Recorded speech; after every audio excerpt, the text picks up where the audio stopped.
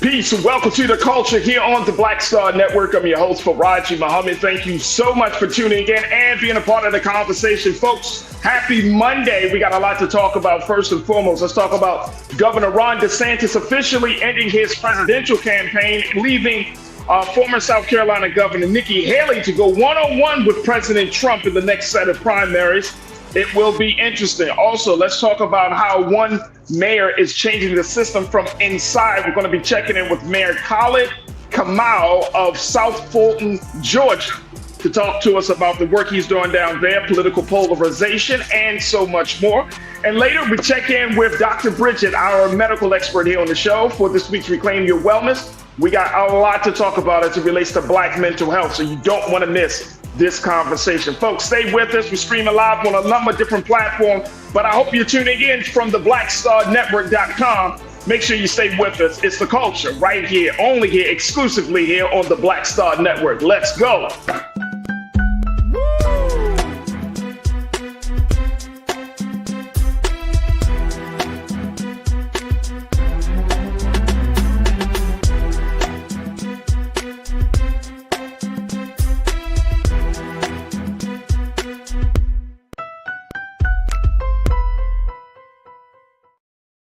All right, folks, welcome to the culture here on the Black Star Network. I'm your host, Farajii. Thank you so much for tuning in and being a part of the conversation. Happy Monday, folks. Happy Monday. I guess we'll get a little horn blast on that joint. Folks, we are streaming on a number of different spaces and places. Make sure you check us out on our homepage of blackstarnetwork.com, blackstarnetwork.com. Make sure you do your due diligence, download the app for free on all of your devices. Make sure you follow us on social media under Black Star Network. And of course, we ask you to drop something in the bucket because unlike any other show that you've probably been on, we actually have the conversation with you. Just as much as I'm talking right now, like I'm talking to a friend, to a family member, I'm talking straight to you. And that is unlike any other place on the digital space that you'll find is like that we include you into the conversation. So we also want to include you in being an investor and a stakeholder. And that's why we encourage you in asking for your support. So make sure you do your due diligence, support us today. And thank you for being one of our great donors. Now, we're also streaming on a number of other great platforms. Big shout out to Amazon, one of our big partner platforms. We're streaming on Amazon News, on Fire TV. We're also on Amazon Prime Video, and you can check us out on the Prime Video app under Live TV, the news, or find us on Amazon.com under Prime Video and check us out there under News and Opinion. And we're also on the Freevee Network. Find us under right now, on News for Black Star Network. So big shout out to Freevee, as well as the big shout out to Plex TV. Finding us there 24 hours a day, 7 days a week. Just search for Black Star Network or find us under Live TV, the News and Opinions. All right, folks, as we check in, let me do a little roll call because the crew is gathering into the chat. If you are checking in for the first time, or this is your 101st time, welcome to the Culture Crew, and the crew is our way of showing the great community that is supporting us here on the culture. We have the dialogues and the conversations. As I'm having it here, y'all can have it online, and I thank y'all, man. The crew. Y'all are one of a kind and so special, so I thank you for your continued support. Big shout out to the Culture Crew on the YouTube chat. There we go. We're streaming live on Roland Martin's YouTube channel, so make sure you join us there. We're also streaming on Roland Martin's Facebook page, so big shout out to the crew there, as well as to the Culture Crew on the X platform. So I cannot thank y'all enough for that. But if you're on the YouTube chat, I see my Pastor Damon Bassett. Pastor, thank you so much for keeping me up to date on some of the big newsworthy stories. There you go, Pastor. We got Ming Lee Natasa Sir checking in. Good to connect with you once again, Ming Lee. I hope you had a great weekend. Cindy D, hello, Cindy. Good to connect with you. Deidre Hall, I see you. Brian Christian, good afternoon and happy Monday, everyone. Brian, good afternoon and happy Monday to you. Big brother Willie Frazier, happy Monday. Good to connect with you once again. Pauline Hurt, I see you. Thank you. Happy Monday, Smooth Approach. Good to connect with you once again. Tiz, LA is in the building. Yes, we are. LA is in full effect, and we are definitely in the building. Tiz, thank you for checking in. Ronald Rogers, thank you for checking in, brother. Thank you so much. We truly appreciate it. Who else we got in here? Benny Hill, I see you. My sister Corinna Denise, I see you. Who else we got here? Let me see. Oh, and we already got another fantastic donation from Mr. Ronald Rogers. So Ronald Rogers, thank you so much for your support. Every little bit it means a lot. So Brother Ronald decided to put his money where his mouth is, and I cannot thank you enough for doing that. And welcome to the family. Always a pleasure, Brother Ronald. But you've always been supporting us since you've been part of the culture crew. So I can't thank you enough, brother, for that. The ABX Gerald checking in. Good to connect with you. Stephanie Humphrey Channel, I see you. Hope you had a great weekend. Yeah, y'all had a great weekend. Y'all know why. The Ravens won. Come on. We ain't got to go into no details. I told you, son, Baltimore. We're going to the AFC Championship. It's being hosted in my hometown of the great city of Baltimore. It's been over 50 years since we had an AFC Championship.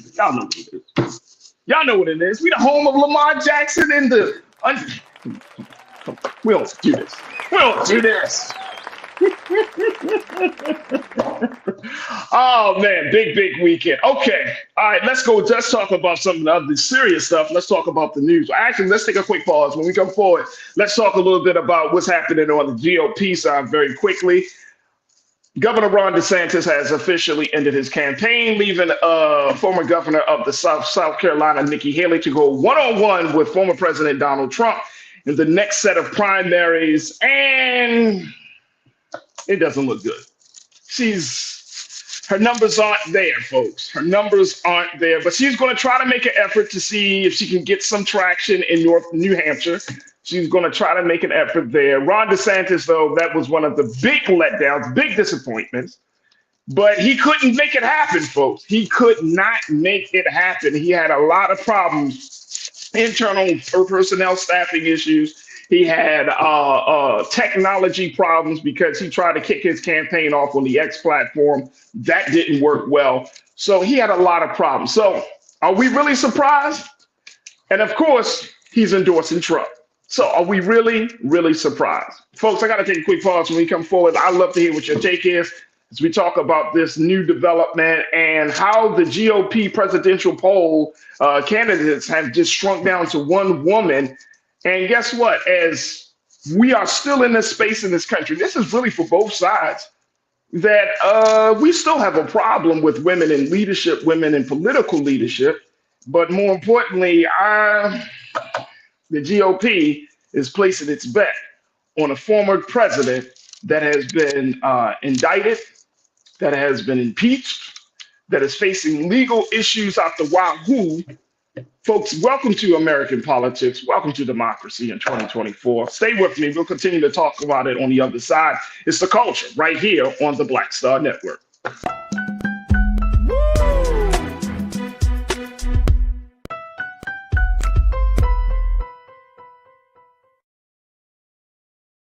Hatred on the streets, a horrific scene, a white nationalist rally that descended into deadly violence. White people are losing their damn minds. As an angry pro-Trump mob storms the U.S. Capitol, We're about to see the rise of what I call white minority resistance. We have seen white folks in this country who simply cannot tolerate black folks voting. I think what we're seeing is the inevitable result of violent denial. This is part of American history. Every time that people of color have made progress, whether real or symbolic, there has been what Carol Anderson at Emory University calls white rage as a backlash. This is the rise of the Proud Boys and the Boogaloo Boys. America, there's going to be more of this. Here's all the Proud Boys, guys. This country is getting increasingly racist in its behaviors and its attitudes because of the fear of white people. The fear that they're taking our jobs, they're taking our resources, they're taking our women. This is white fear.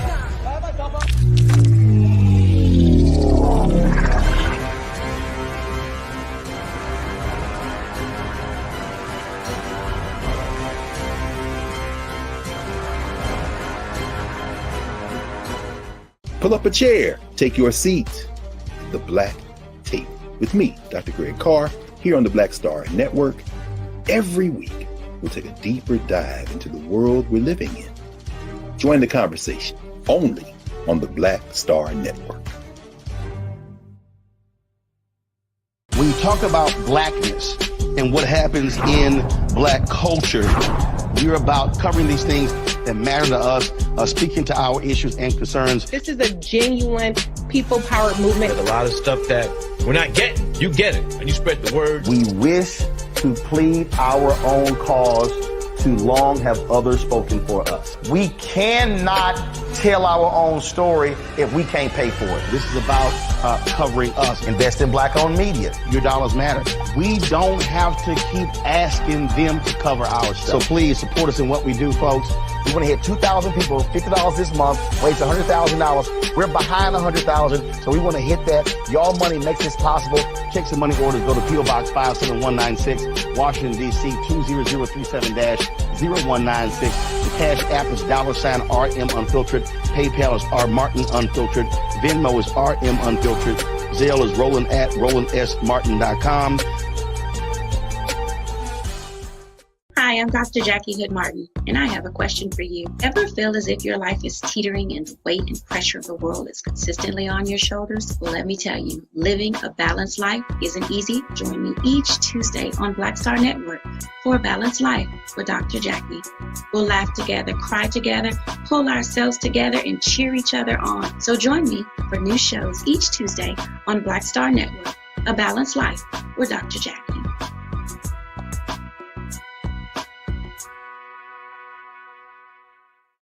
Don't you think it's time to get wealthy?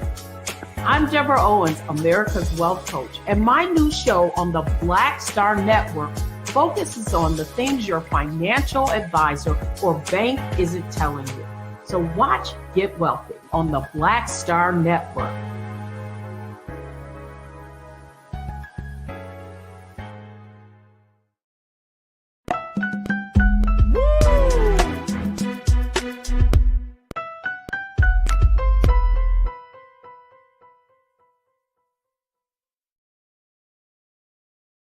All right, folks, welcome back to The Culture here on the Black Star Network. I'm your host, Farajii Muhammad. We talked a little bit, just briefly, what's going on with the GOP as they have dwindled their candidates down. There was a bunch of them on stage. Now it comes down to one, former governor of South Carolina, Nikki Haley. She's also the former U.S. ambassador. And y'all remember she worked for the Trump administration. So she's now running against her boss, her former boss, and looking to get some momentum after her low polling, the votes that she wasn't able to get from the Iowa caucuses. Now she's looking at New Hampshire. She's trying to look ahead, keep her head held high. But it looks like Trump will be the nominee. It looks like that. It looks like that. So let me get your take on this, everyone, and just share your thoughts as we talk about this. I mean, it's interesting. It's crazy at the same time because GOP, you would think that after all of this madness around the former president, after all of this stuff that's happening with this guy, the GOP would make some sort of concession changes. They would call an audible on the play or anything like that. But, Trump, this is the party of Trump. This is the party of Trump. And I'm not expecting Nikki Haley to pull out a massive win. I'm just be honest with you. Trump won in Iowa by little. He had over 50% of the votes there. And it looks like he is just going to steamroll his way into the nomination. And I think there are a lot of key questions that would have to be asked to the American people, and more importantly, to this GOP party of today, of this moment.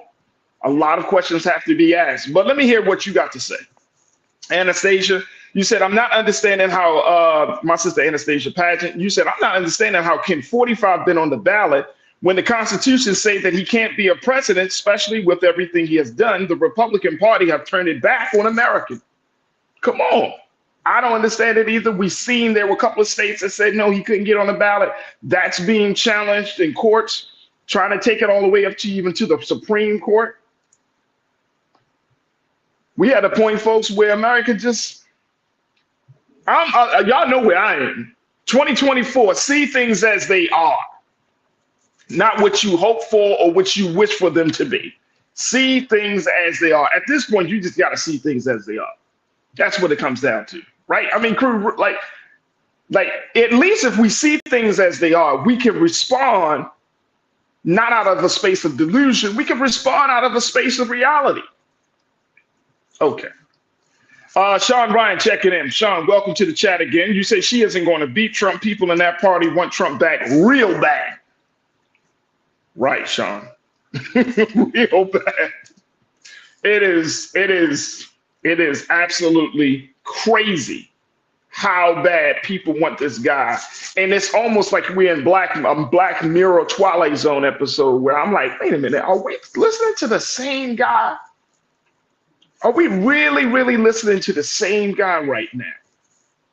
This is the same guy that has done all of this stuff. We don't even have to go down a list of things that just are major violations, whether it's political violations, legal violations, moral violations, ethical violations.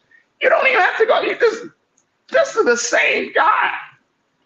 And we're talking about this guy being the nominee for one of the two major political parties in this country, and this is the best that you have to offer. Dang. And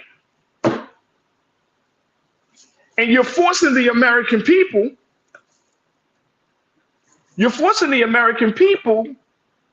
to just eat this. Like you just got to eat it, America. Hey, he won. What you gonna blame? You gonna put the polls and the elections, he won. But who created the culture? Who lifted him up? Who is not speaking out against him? See, if he was ostracized, if he was demonized, if he was put into the proper context that the American people can see clearly, not from a place of delusion but to see him as he is, then we will probably this conversation would be a little bit different. But now that none of that is happening, and it looks like he's moving forward. It's interesting. You don't like my music? You checked in. Good to connect with you, man. You said Trump should have been impeached for blackmailing the Ukrainians the first time. Come on. Man, we can go down the list of violations, man. Pauline Hurt, thank you. You don't like my music. Good to connect with you, man. Pauline Hurt, you said, well, only thing I can say is we have to do everything in our power to make sure this criminal does not get near the White House. And that's crazy that the American people got to do all of that. That's crazy. When we go across the water, if any of you are planning to visit any other country, for vacation or whatnot this year, ask the people there in other places of the world, how do you see America?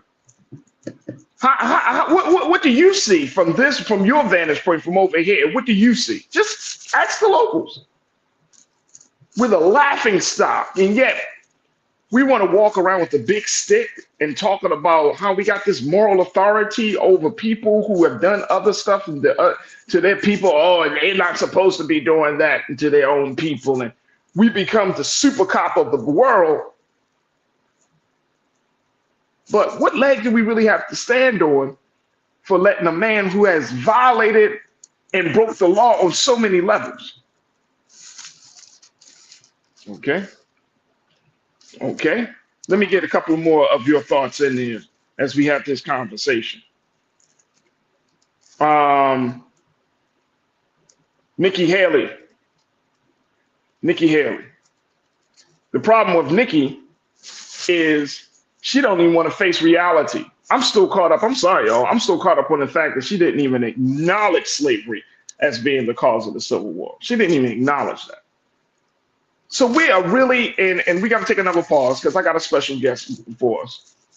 But we are really in a time where you have to do all that you can. Crew, you've got to do all that you can to hold on to some semblance of sanity and truth. That's it. You feed on sanity and truth, folks. Feed on it. Read about it. You know, don't put yourself in an echo chamber, right? Don't put yourself in a space where you just want to be affirmed of what you believe, but really open your mind up to things that really, as you know, deep down in your soul, this makes sense, or to things that are truly true. And that's the war that we're in. It's not a war between Ukraine. I mean, no. The real war is between truth versus lies. It's always been that. This has always been the underlying war that America has yet to truly face. It's always that truth versus lies. And now it's coming to a head. Truth versus lies. It's not even about saving democracy versus anarchy or anything like that. It's truth versus lies. Because before you even get into this space of talking about democracy and saving the soul of a democracy, you got to make sure that people even have an understanding of the truth and the lies.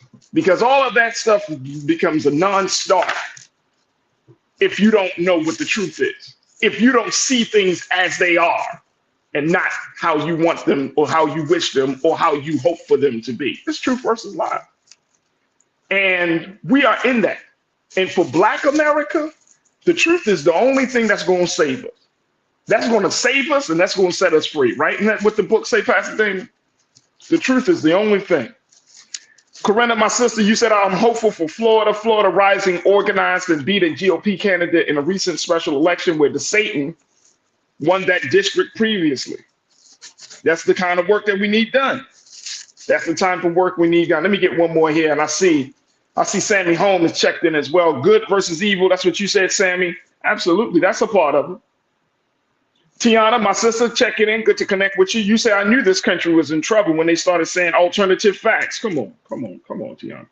What the hell is it? Well, Tiana and crew, when I first heard that term, and I have to admit to y'all, I was like, what the hell does that mean? Are they trying to just say lies, alternative facts, even in the language? And we got to be very careful. And maybe we'll talk a little bit more about this at another point. But even in the language, they don't want it to say lies, because lies mean that conjures up a whole different type of feeling versus alternative facts. It's a little softer and it makes you feel like, I'm not really lying.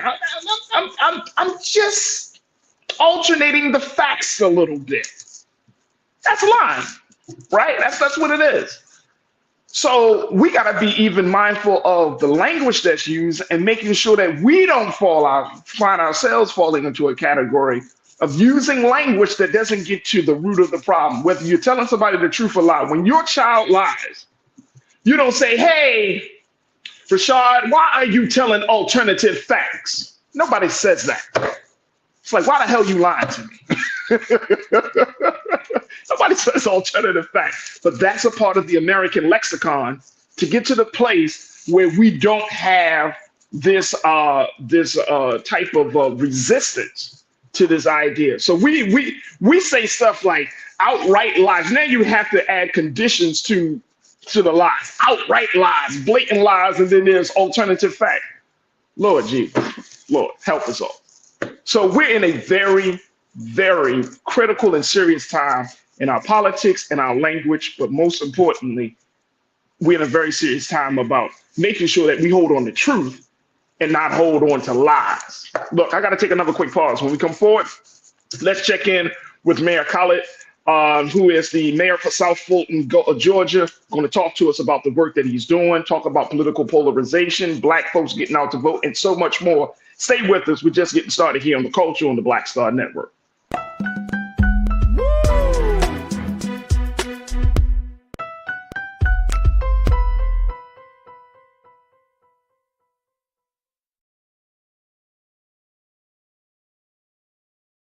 When you talk about blackness and what happens in Black culture, We're about covering these things that matter to us, speaking to our issues and concerns. This is a genuine people-powered movement. There's a lot of stuff that we're not getting. You get it, and you spread the word. We wish to plead our own cause.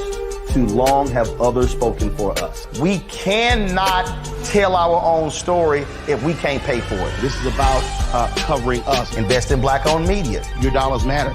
We don't have to keep asking them to cover our stuff. So please support us in what we do, folks. We want to hit 2,000 people, $50 this month, raise $100,000. We're behind 100,000, so we want to hit that. Y'all money makes this possible. Check some money orders. Go to P.O. Box 57196, Washington, D.C. 20037-0196. The Cash App is $RM Unfiltered. PayPal is R Martin Unfiltered. Venmo is RM Unfiltered. Zelle is roland@rolandsmartin.com.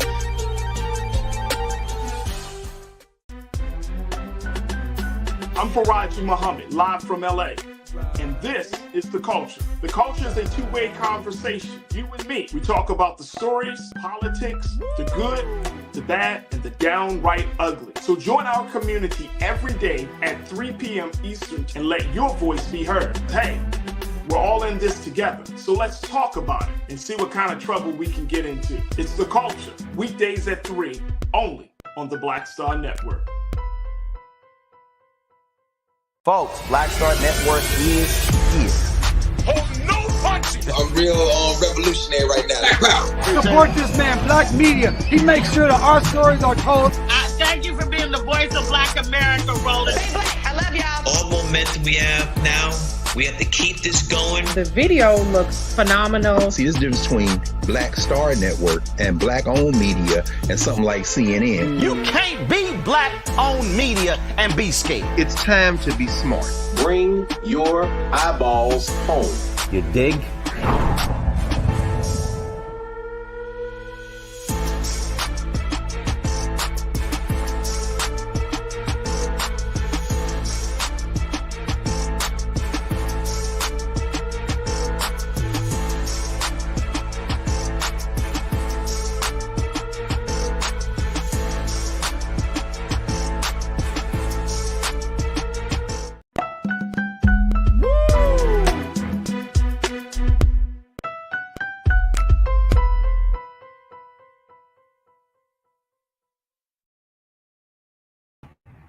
All right, folks, welcome back to The Culture here on the Black Star Network. I'm your host, Farajii Muhammad, and I'm so happy that you're able to join us. Once again, happy Monday. We want to, as we continue the conversation, talking about the state of politics, and more importantly, kind of giving you the latest on the GOP side, as Governor Ron DeSantis has dropped out of the GOP and now leaving Nikki Haley to go one-on-one against the Trump in these next set of primaries. And it's opened the door for us to have some very, very critical and important conversations. So I'm very happy that my first guest today is going to give us some insight about what's been happening on the ground. He serves as the mayor for the city of South Fulton, Georgia, right outside of Atlanta. And I'm very happy to have him, welcome him to The Culture here on the Black Star Network. Mayor Khalid Kamal joining us. Brother Mayor, how are you today, sir? Hey, good afternoon. So glad to be here with you. You too, brother. First, for those who are not familiar, Mr. Mayor, where is South Fulton? We're part of what part of Georgia is that in? I love to tell people about it. South Fulton is actually Atlanta's new twin city. We were incorporated 7 years ago out of the SWAT. So those of you all who are familiar with Atlanta or with hip hop know the SWAT. So if you're, it's the area just outside of 285 south and west of Atlanta. We are the same size as Atlanta, 90 square miles, and with a population that is 92% African American. Our city is the blackest city in America. Jeez. I remember visiting a city in Pennsylvania, Mr. Mayor. I don't know if you're familiar, Chester, Pennsylvania. Yes, they have. I think they have the oldest HBCU there, Cheney. They had Cheney there, but I remember going there a few years ago, and at the time they were saying it was like 70 or 80% black or something. Beautiful. It's a beautiful city right outside of Philadelphia, but it's a smaller city. But that's when when you talked about kind of like the new twin city, that made me think of Chester. So this is a new incorporated city just 7 years ago. Were you a part of that effort? Talk to us about that. Yeah, so in 2015, I was part of the movement for Black Lives. I was out in the streets for, Mike Brown and the countless other Black men and women who had been killed by police. And around that time, the city of South Fulton was forming. I was transitioning into doing a little bit more political work. I was working for Stacey Abrams, who at that time was the state house Democratic leader. And I took a look at the map and I went back to my colleagues at Black Lives Matter and said, at the time, I didn't know we were going to be the blackest city, but being born and raised here, I knew this city was going to be very black. And that time we were creating a platform that didn't just talk about police reform. It talked about, reproductive justice, economic justice, housing affordability. And I said, if there were any place in America to roll out this platform and really be a laboratory for these policies, it would be here. And so I ran for city council. I was a inaugural city council member. I represented Old National, Old Nat, for those of you all who, again, are fans of hip hop. That is our famous South Side street, like Bankhead, Crenshaw, you name it.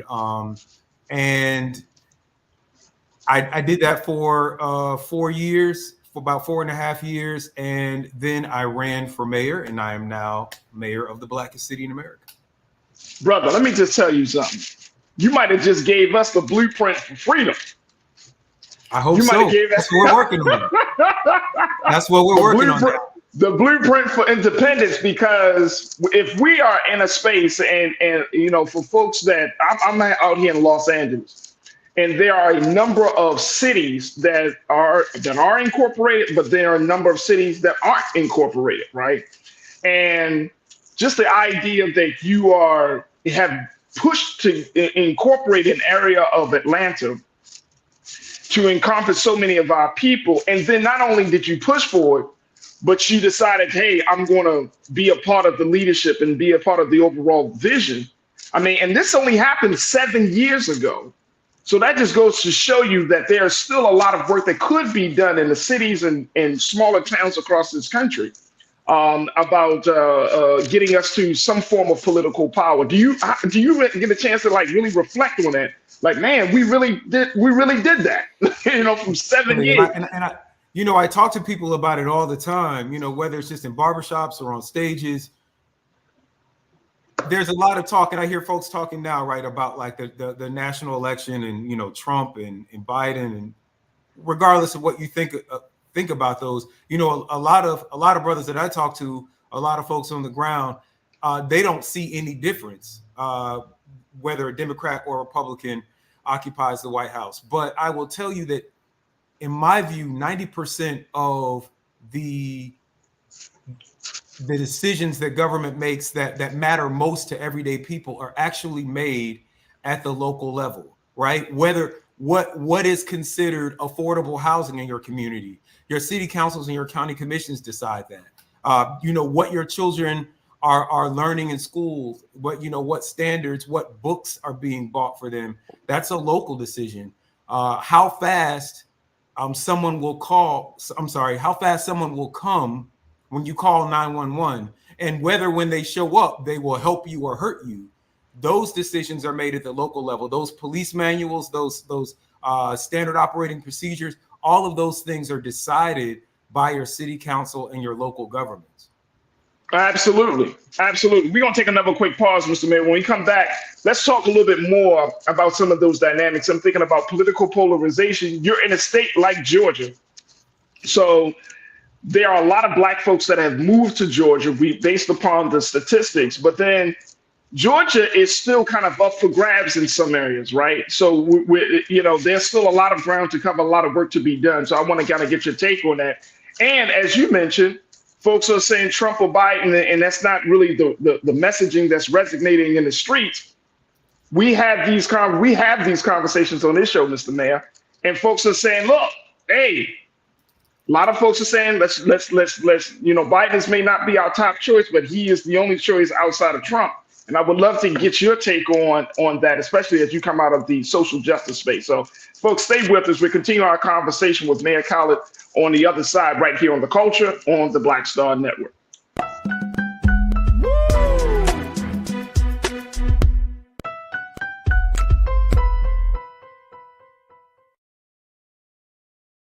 Hatred on the streets, a horrific scene, a white nationalist rally that descended into deadly violence.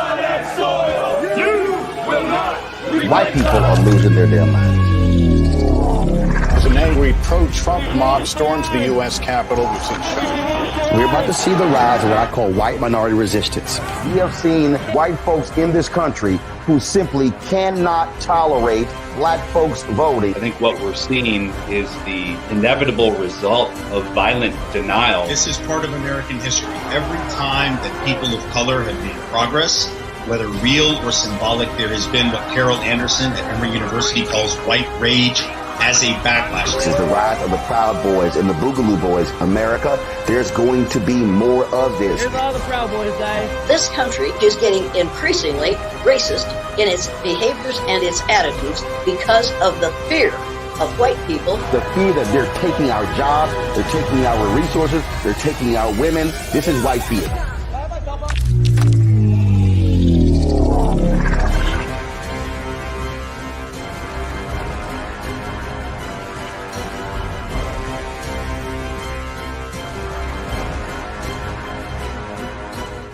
Pull up a chair, take your seat.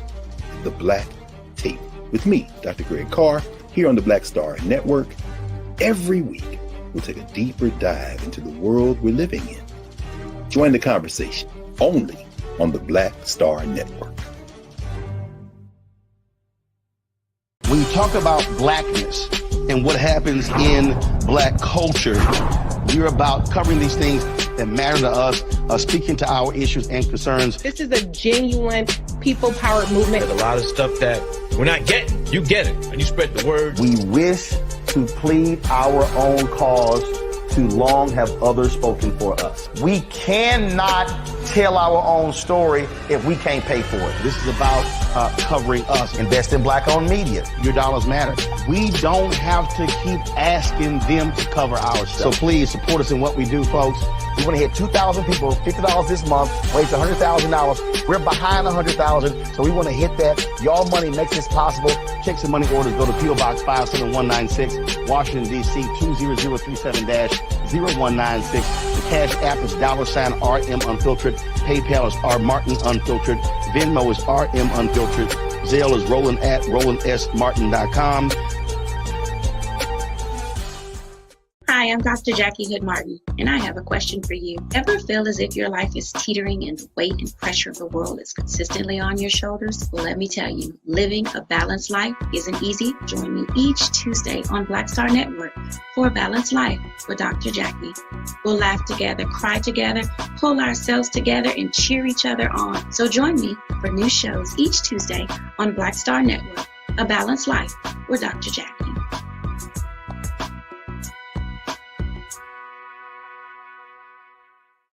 Don't you think it's time to get wealthy? I'm Deborah Owens, America's Wealth Coach, and my new show on the Black Star Network focuses on the things your financial advisor or bank isn't telling you. So watch Get Wealthy on the Black Star Network.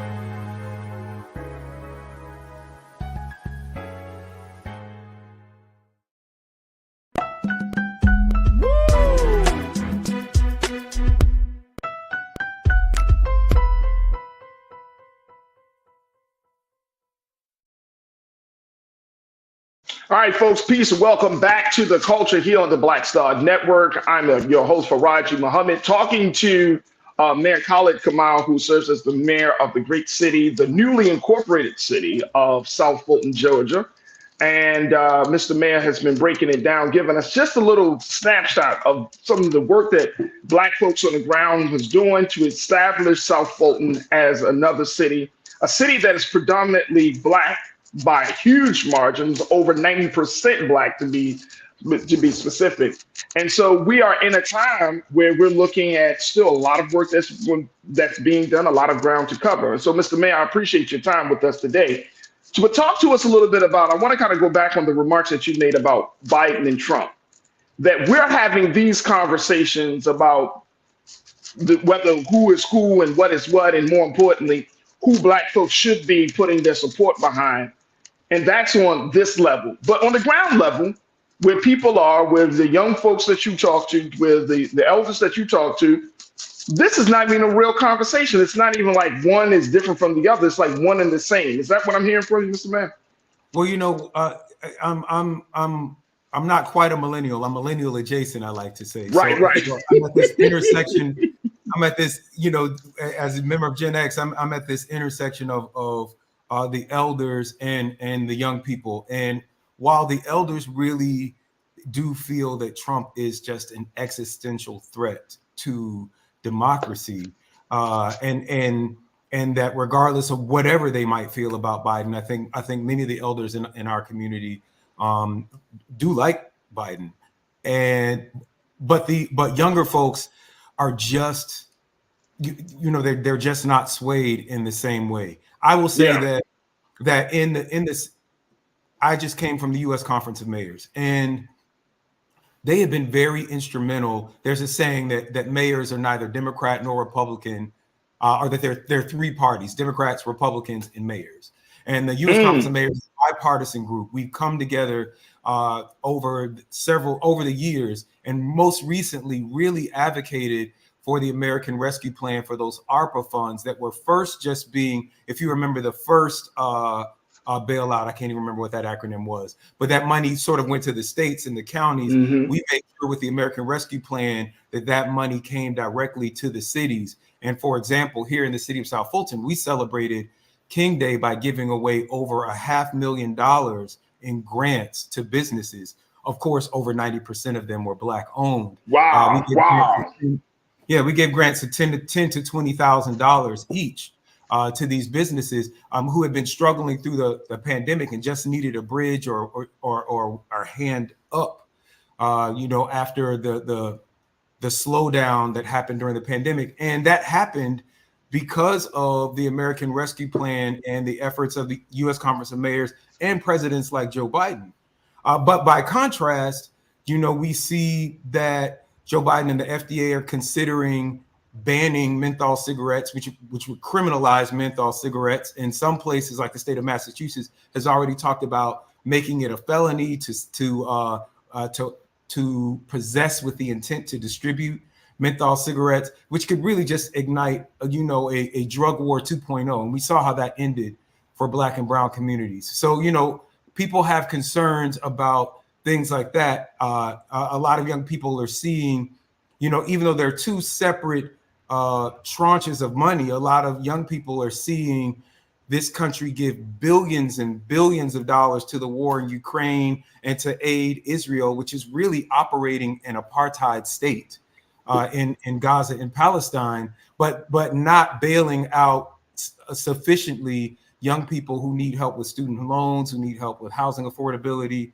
And so those kinds of issues give young people, and even myself, pause and have us looking at candidates like Marianne Williamson or a Cornel West. You know, we're hoping the brother, you know, jumps all the way in and gets his name on the ballot in places like Georgia, because I mean, he would definitely have my vote.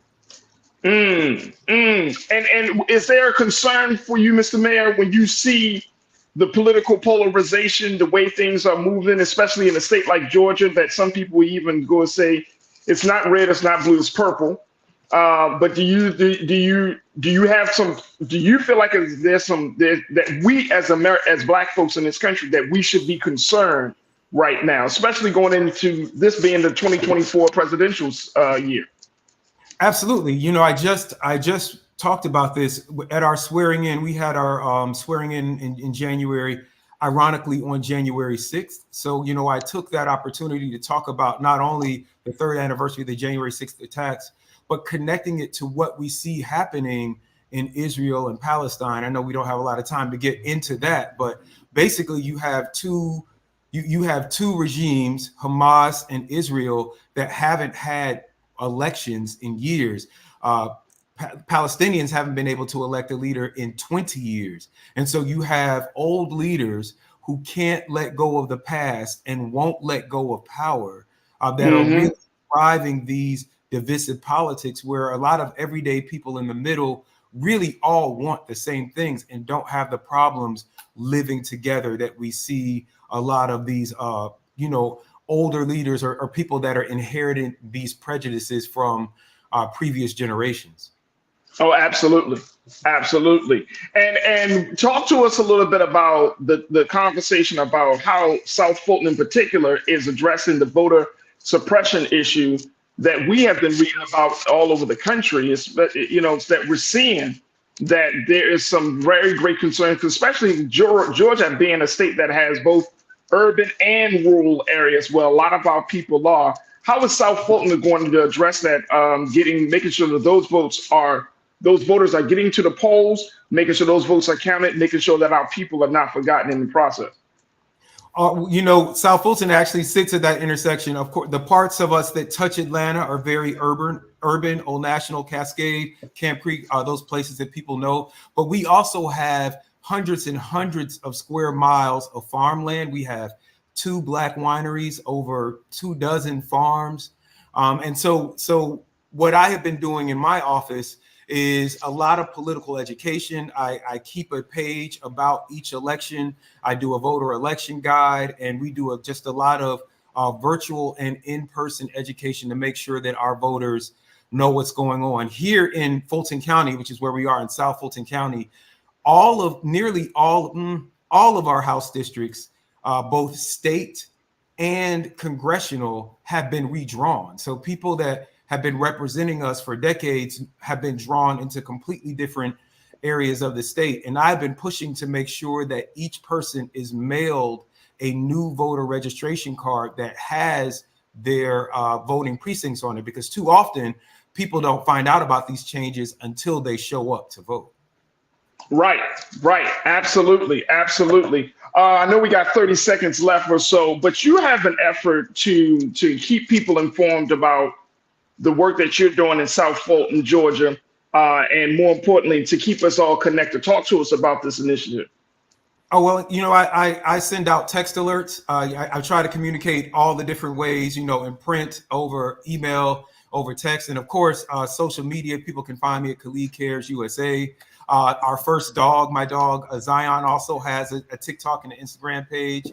And people can text the word Black, BLACK, to 55444 to find out more about myself, the city of South Fulton, and everything that we're doing here.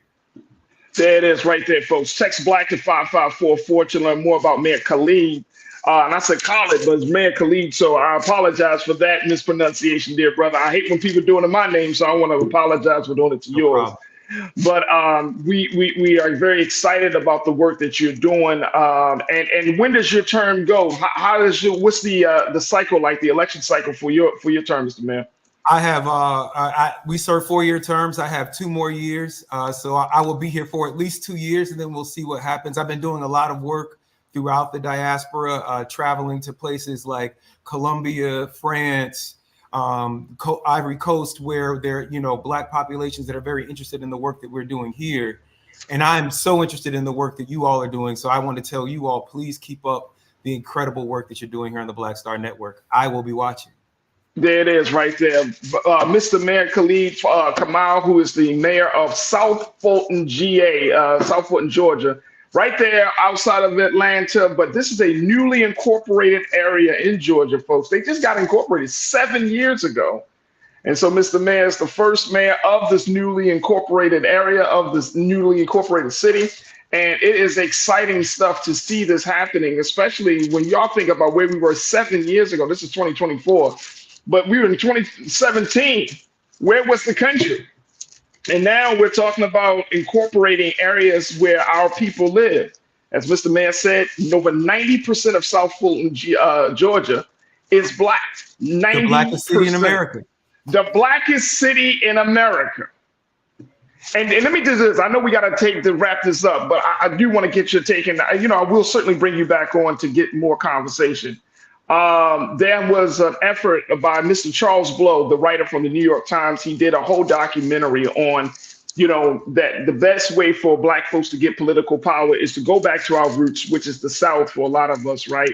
To go back to our roots and to establish it, even though they're in a lot of these homes, that the places that we came from are from red states. He said that he can flip that we have the power to flip that. What's your take on that conversation, Mr. Man? It's happening right now. Mr. Blow moved back next door. He's next door in Atlanta, and I see him from time to time. We are definitely building political power. This is the place to be. That's it. Mr. Man, I thank you so much for your time today, and I look forward to reconnecting with you and staying informed about the great work y'all doing down in South Fulton, Georgia. Thank you, brother. Absolutely. Thank you. Absolutely. Oh, man.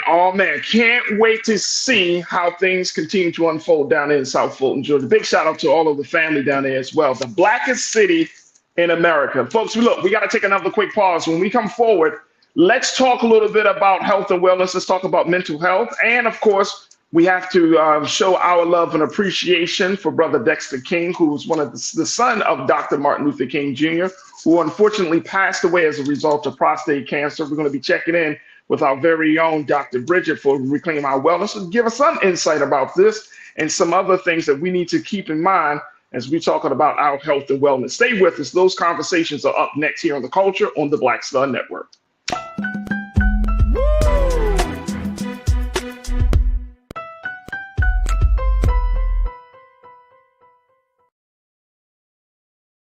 Hi, I'm Dr. Jackie Hood Martin, and I have a question for you. Ever feel as if your life is teetering and the weight and pressure of the world is consistently on your shoulders? Well, let me tell you, living a balanced life isn't easy. Join me each Tuesday on Black Star Network for A Balanced Life with Dr. Jackie. We'll laugh together, cry together, pull ourselves together, and cheer each other on. So join me for new shows each Tuesday on Black Star Network, A Balanced Life with Dr. Jackie.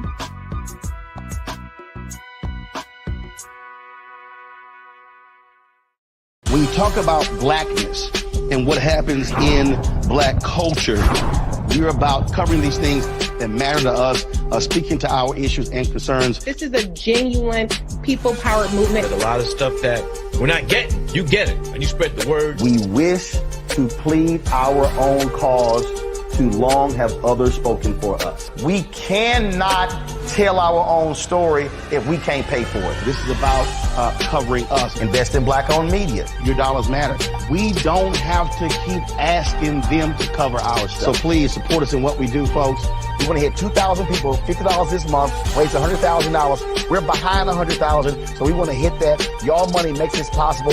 Check some money orders. Go to P.O. Box 57196, Washington, D.C. 20037-0196. The Cash App is $RM Unfiltered. PayPal is R Martin Unfiltered. Venmo is RM Unfiltered. Zelle is Roland@RolandSMartin.com. Hatred on the streets, a horrific scene, a white nationalist rally that descended into deadly violence. White people are losing their damn minds. As an angry pro-Trump mob storms the U.S. Capitol, we're about to see the rise of what I call white minority resistance. We have seen white folks in this country who simply cannot tolerate Black folks voting. I think what we're seeing is the inevitable result of violent denial. This is part of American history. Every time that people of color have made progress, whether real or symbolic, there has been what Carol Anderson at Emory University calls white rage as a backlash. This is the rise of the Proud Boys and the Boogaloo Boys. America, there's going to be more of this. Here's all the Proud Boys, guys. This country is getting increasingly racist in its behaviors and its attitudes because of the fear of white people. The fear that they're taking our jobs, they're taking our resources, they're taking our women. This is white fear.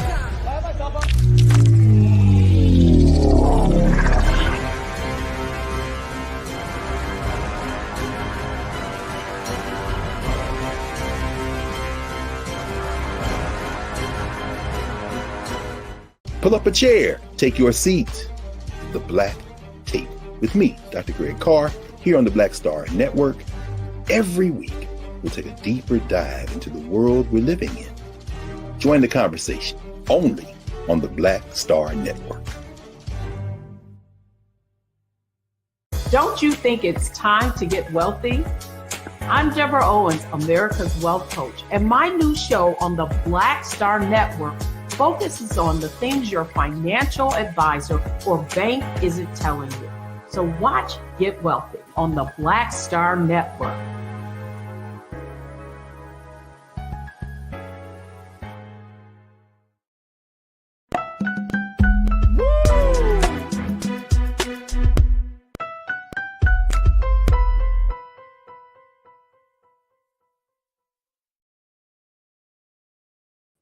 All right, folks, welcome back to The Culture here on the Black Star Network. I'm your host, Farajii Muhammad. It is Monday, and as we do on Monday, we got to kick off the week, checking on you. So we're going to do that with our very special segment, Reclaim Your Wellness, with our very own medical expert, Dr. Bridget.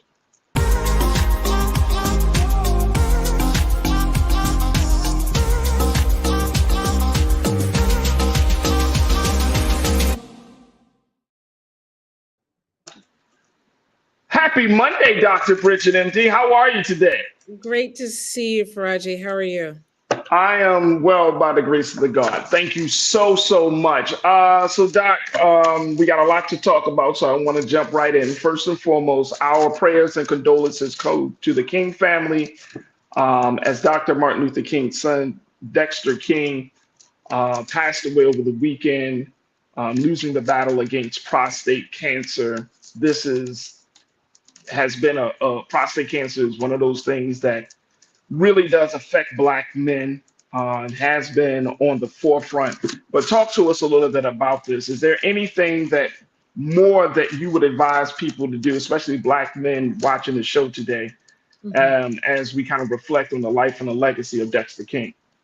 Absolutely. So, it's a sad day, and shocking to hear this. Dexter was 62 years old. I believe he was the third of the four children of Martin Luther King Jr. And it's upsetting because my first thought was no one should be dying of prostate cancer in this day and age. The fact of the matter is the survival rate is about 30% for Black and white men when it's advanced staged. However, Black men die more often because they are often not diagnosed until it's way too late.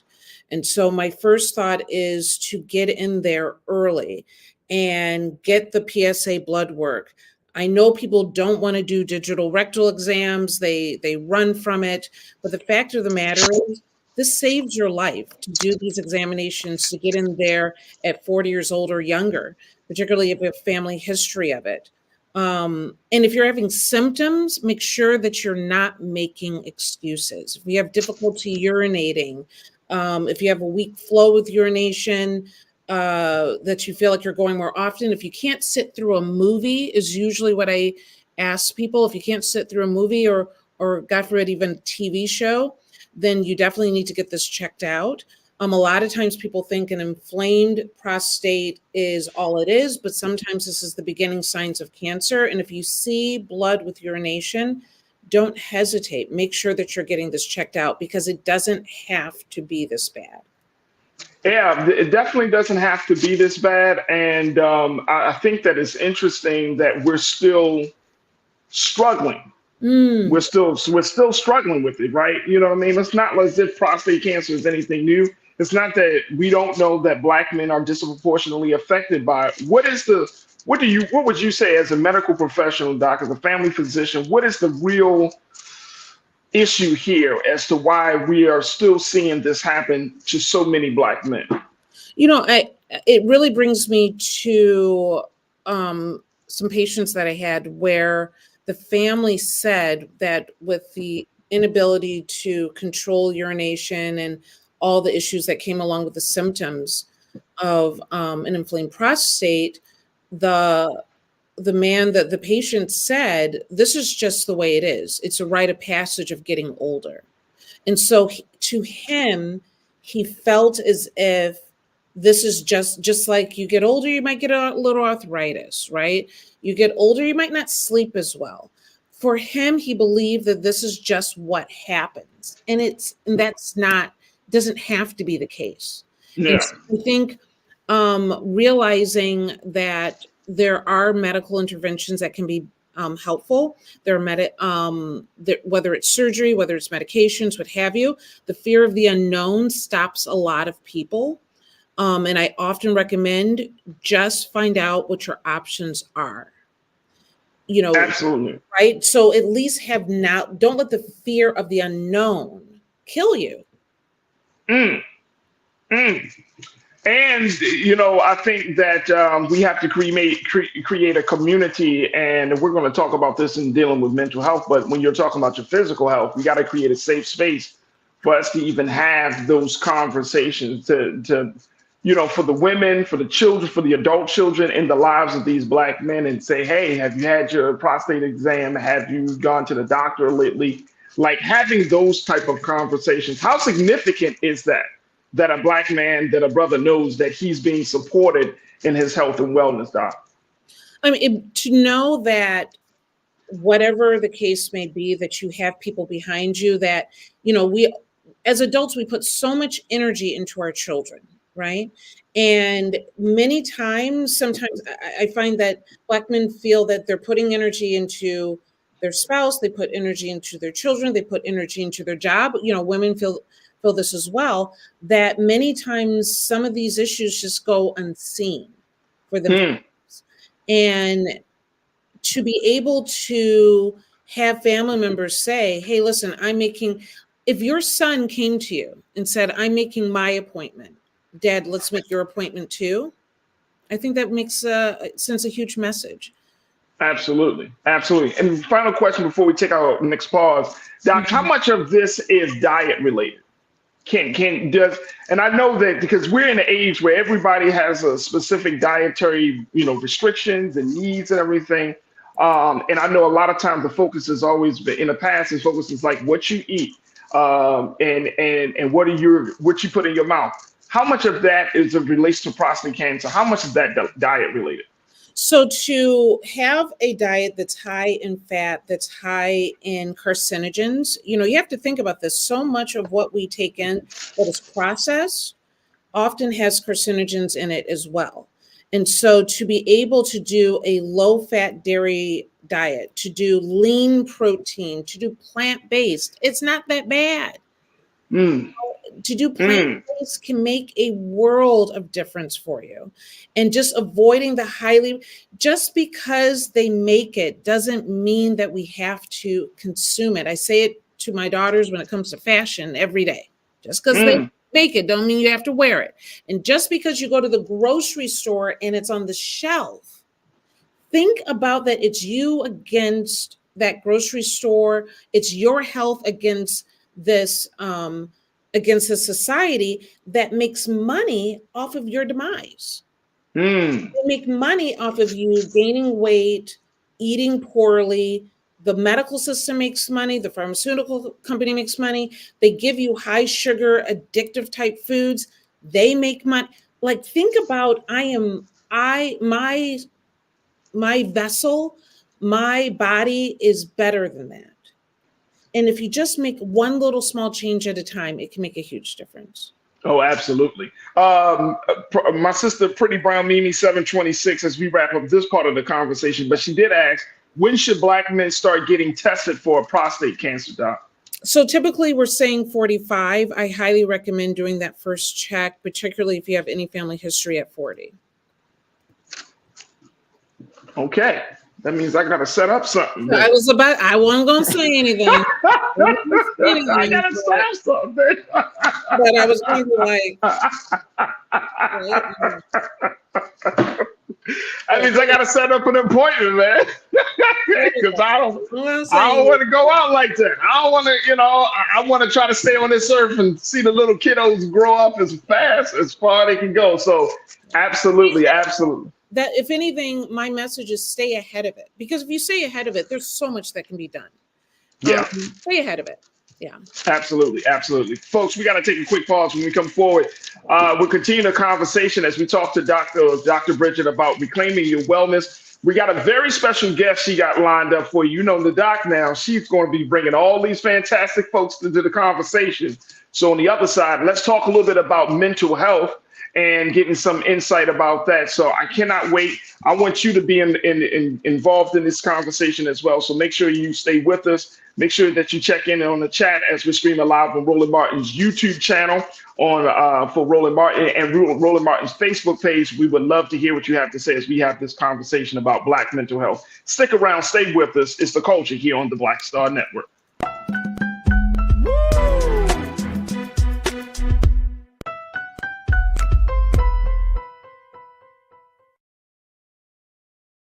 Hatred on the streets, a horrific scene, a white nationalist rally that descended into deadly violence. White people are losing their damn minds. As an angry pro-Trump mob storms the U.S. Capitol, we've seen shootings.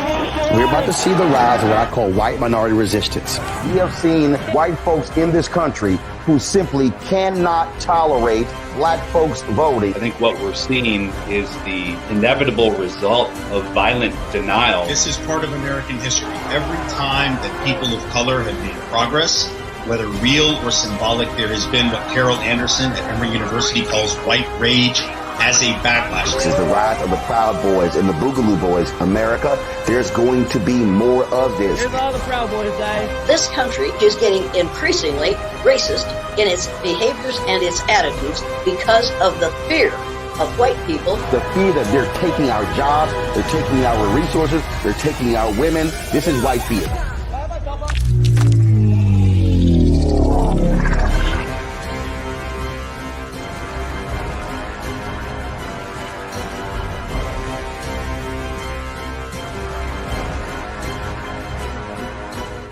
Pull up a chair, take your seat. The Black Tape with me, Dr. Greg Carr, here on the Black Star Network. Every week, we'll take a deeper dive into the world we're living in. Join the conversation only on the Black Star Network. When you talk about blackness and what happens in black culture, we're about covering these things that matter to us, speaking to our issues and concerns. This is a genuine people-powered movement. There's a lot of stuff that we're not getting. You get it, and you spread the word. We wish to plead our own cause. Too long have others spoken for us. We cannot tell our own story if we can't pay for it. This is about covering us. Invest in black-owned media. Your dollars matter. We don't have to keep asking them to cover our stuff. So please support us in what we do, folks. We want to hit 2,000 people, $50 this month, raise $100,000. We're behind 100,000, so we want to hit that. Y'all money makes this possible. Check some money orders. Go to P.O. Box 57196, Washington, D.C. 20037-0196. The Cash App is $RM Unfiltered. PayPal is R Martin Unfiltered. Venmo is RM Unfiltered. Zelle is Roland at RolandSMartin.com. Hi, I'm Dr. Jackie Hood Martin, and I have a question for you. Ever feel as if your life is teetering and the weight and pressure of the world is consistently on your shoulders? Well, let me tell you, living a balanced life isn't easy. Join me each Tuesday on Black Star Network for A Balanced Life with Dr. Jackie. We'll laugh together, cry together, pull ourselves together, and cheer each other on. So join me for new shows each Tuesday on Black Star Network, A Balanced Life with Dr. Jackie.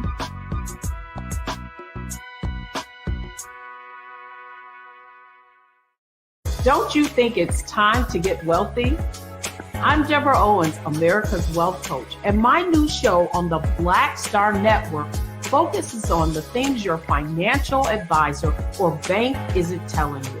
So watch Get Wealthy on the Black Star Network.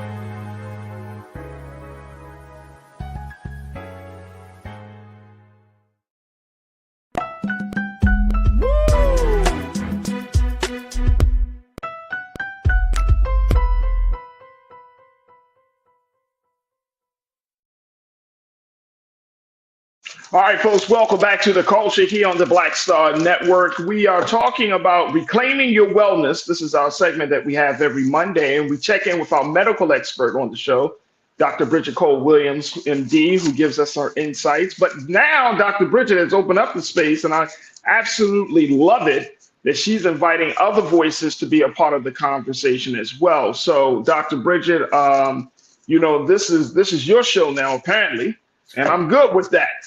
I'm good with that.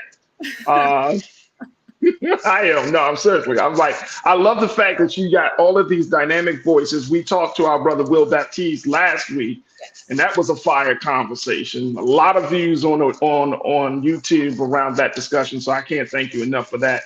But today you are bringing to us Dr. Kristen Matthews from Preventive Measures. Talk to us about the work of Dr. Matthews. Absolutely. So I'm very excited to have her on, and there is a relationship with Dr. Matthews for both of us, because she reigns from your city, Farajii. She's originally from Baltimore. And come on.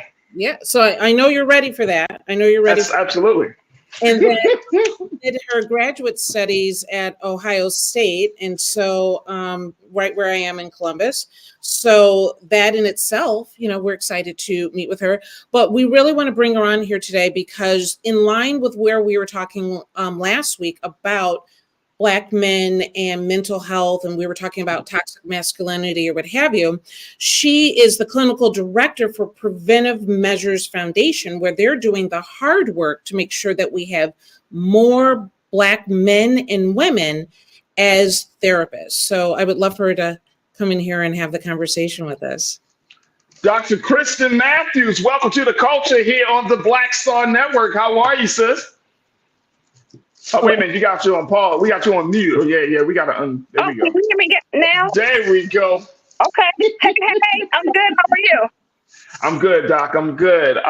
So, Dr. Bridget is giving you a lot of love and has said that you really know how to bring it and have these conversations. So I just want to thank you for joining us today.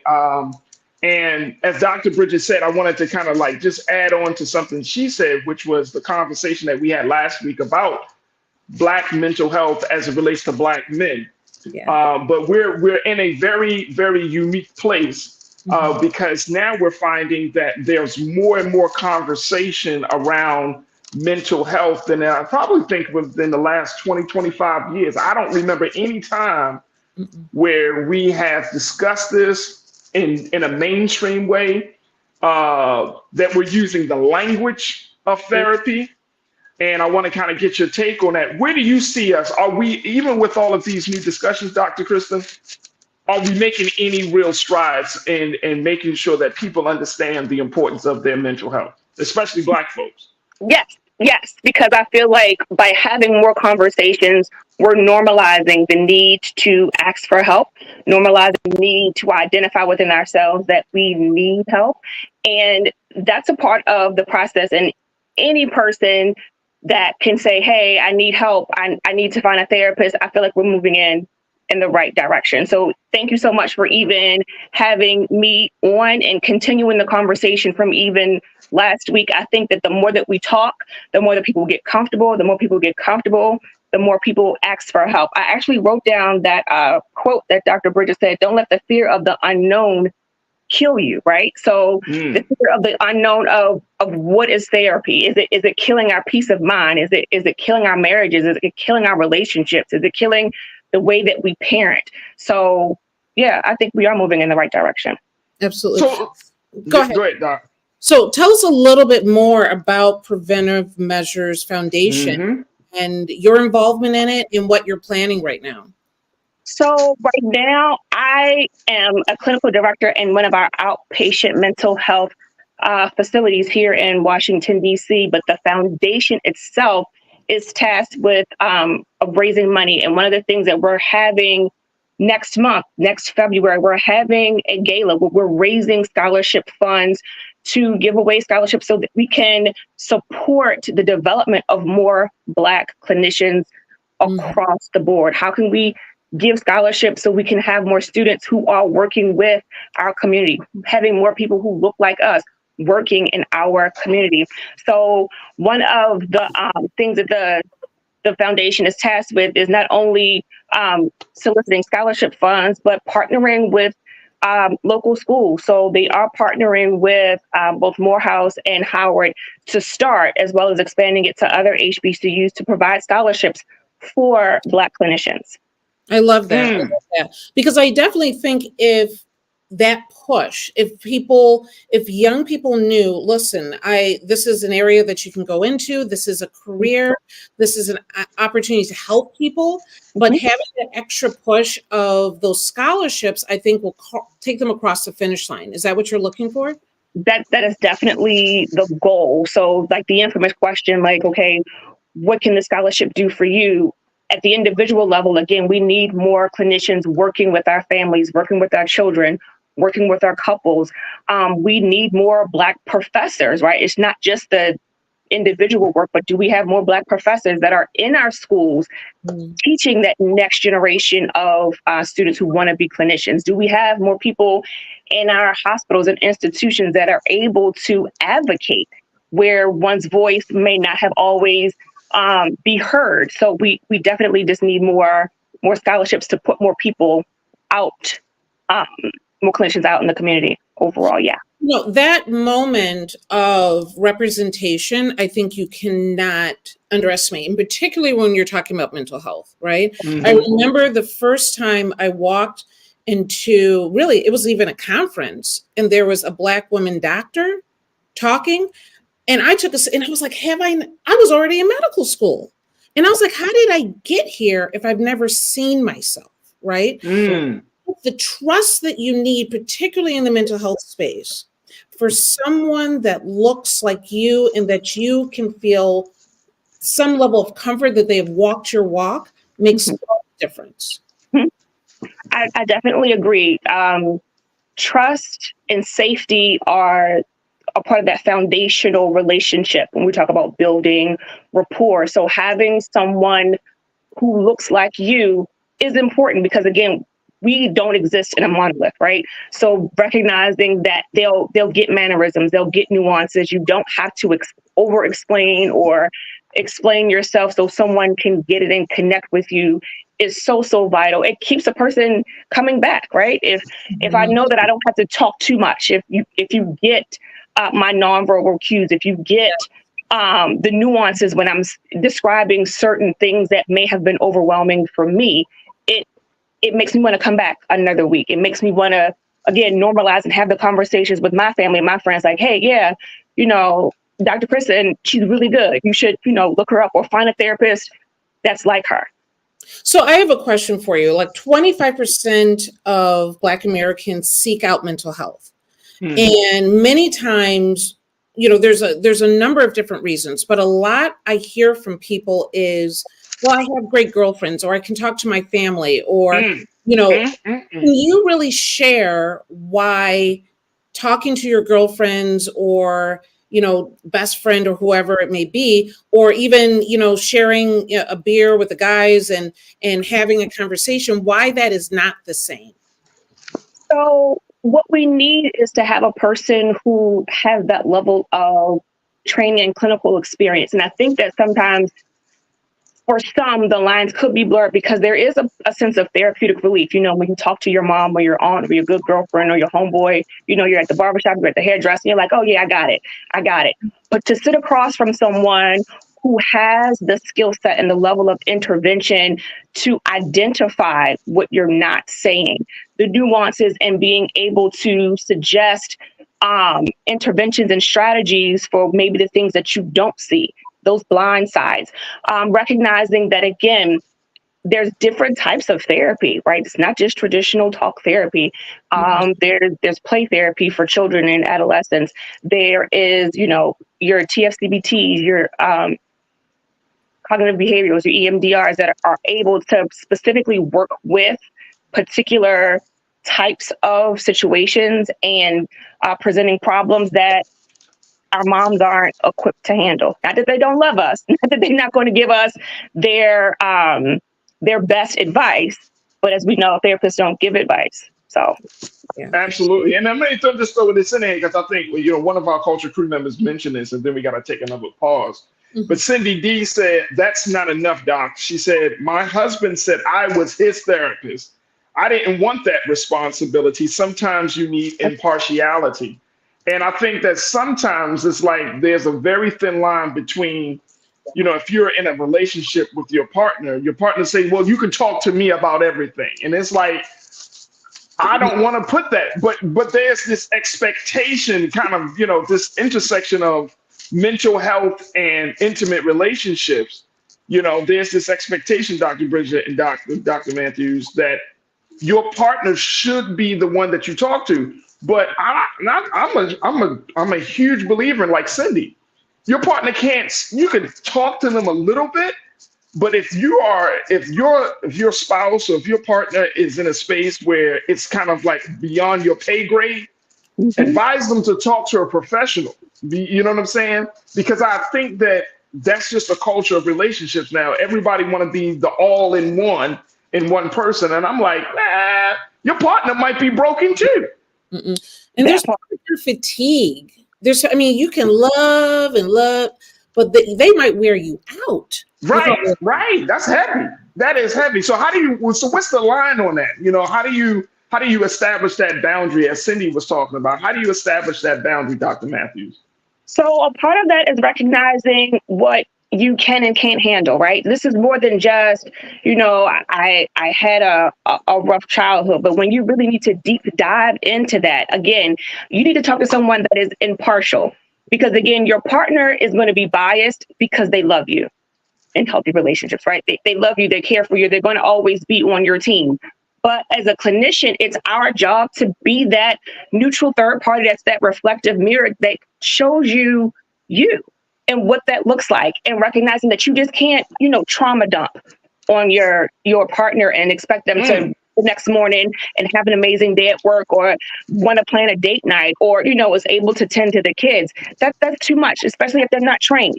A person can love you, with healthy boundaries and conditions. And it's not our partner's responsibility to heal us and to make us whole and to fix us. 100%. Wait a minute, hold on. See, I knew when Dr. Bridget said she was going to bring a guest on, I knew it was going to be a problem already. You said that it's not our partner's responsibility to fix us. I just wanted to say it because I believe that's the case too. But for some of us, we may not have gotten that message. And I know we got to take a break. I want y'all to think about this. These are two doctors that are saying, don't expect your partner to fix you. Nope. That goes against the grain of what we see in the culture of building relationships, intimate relationships, Dr. Matthews. I'm sorry. It kind of goes in there. You got 30 seconds to add a little something to that, because I know some people are probably like, really? I mean, that's especially the next generation. Yeah, that's why relationships often fail, because of the pressure of thinking, I'm going to come in here, and no, we're all broken people, okay? But to think I'm going to enter into this relationship so that you can fix me, so that because of you, now I feel more whole, but you haven't done the work, it will cause a stressing relationship that will cause more and more issues. So my God, my goodness. Look, we got to take a quick pause. When we come back, more conversation about reclaiming your wellness. We got our medical expert, Dr. Bridget Cole-Williams. We got Dr. Kristen Matthews from Preventative Measures. And of course, we got you. Post your comments on the chat as we're streaming live on Roland Martin's YouTube channel. So you can jump in the chat there. We're also streaming on Roland Martin's Facebook page. I would love to hear what you got to say from the Facebook crew. And if you're on the X platform, make sure you post your comments as well. Stay with us. We continue the conversation about Black mental health and so much more here on The Culture on the Black Star Network.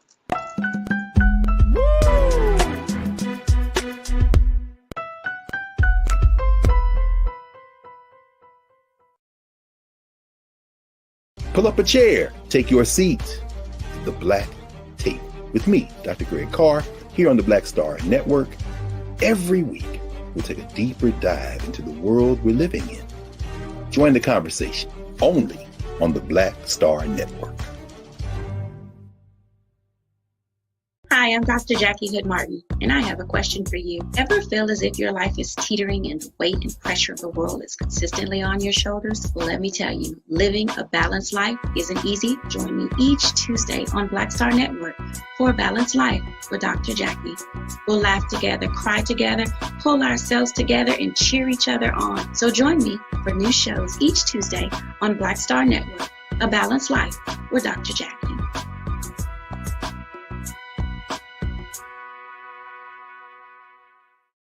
Don't you think it's time to get wealthy? I'm Deborah Owens, America's Wealth Coach, and my new show on the Black Star Network focuses on the things your financial advisor or bank isn't telling you. So watch Get Wealthy on the Black Star Network.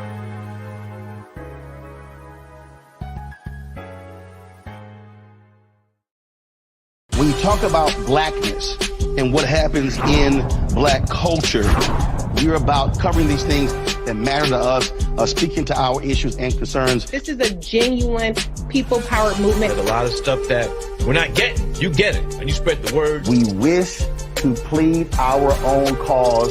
Too long have others spoken for us. We cannot tell our own story if we can't pay for it. This is about covering us. Invest in black-owned media. Your dollars matter. We don't have to keep asking them to cover our stuff. So please support us in what we do, folks. We want to hit 2,000 people, $50 this month, raise $100,000. We're behind 100,000, so we want to hit that. Y'all money makes this possible. Check some money orders. Go to P.O. Box 57196, Washington, D.C. 20037-0196. The Cash App is $RM Unfiltered. PayPal is R Martin Unfiltered. Venmo is RM Unfiltered. Zelle is Roland@RolandSMartin.com. Hatred on the streets, a horrific scene, a white nationalist rally that descended into deadly violence. White people are losing their damn minds. As an angry pro-Trump mob storms the U.S. Capitol, we've seen We're about to see the rise of what I call white minority resistance. We have seen white folks in this country who simply cannot tolerate black folks voting. I think what we're seeing is the inevitable result of violent denial. This is part of American history. Every time that people of color have made progress, whether real or symbolic, there has been what Carol Anderson at Emory University calls white rage as a backlash. This is the rise of the Proud Boys and the Boogaloo Boys. America, there's going to be more of this. Here's all the Proud Boys, guys. This country is getting increasingly racist in its behaviors and its attitudes because of the fear of white people. The fear that they're taking our jobs, they're taking our resources, they're taking our women. This is white fear.